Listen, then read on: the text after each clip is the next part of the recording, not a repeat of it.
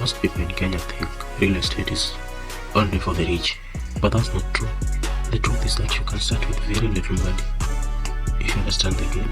And in this video, I'll break down how real estate in Kenya really works, and the best way to start as a beginner. And 3, how to avoid costly mistakes. First, you have to understand what is real estate. Real estate simply means land and property. In Kenya, there are only 4 major types of real estate, and that is land, rentals, commercial property, or investing in real estate through stock market, what we call the REITs, REIT, the real estate investment trust. And you have to understand why real estate is also booming. So real estate in Kenya is growing because number one, people are moving from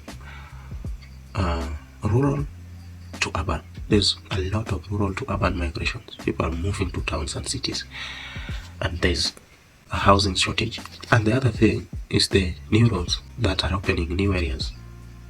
So that's why land and property prices keep rising.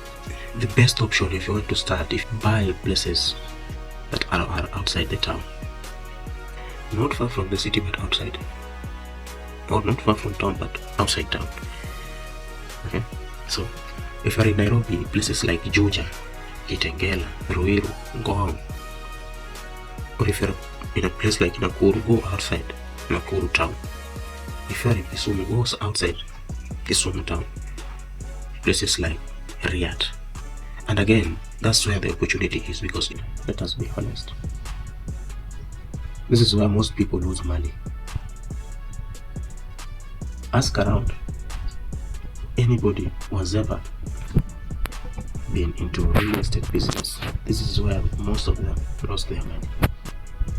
The number one problem was rushing to buy land without verifying the documents, or falling for cheaper deals and following hype instead of research.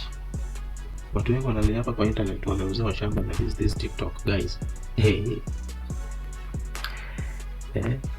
Kamulu, umeuziwa shamba Kamulu. Shamba hii exist. Unafulizo hadi Yesu anakuhurumia. So before you buy land, always verify title deed and visit the place physically. And depending on what you want to do, just check the infrastructure. Things like roads and water is accessibility so easy. Ujikute umelipia shamba na uja confirm kama title deed iko. Kama ujui shamba iko wapi, uliambiwa tutuma pesa. If you happen to have 1 million plus, think about rentals. What you have to know, this real estate business is not a get rich quick scheme. And again, it's a long-term wealth strategy. It's a very, very, very good long-term wealth strategy. So shut the noise.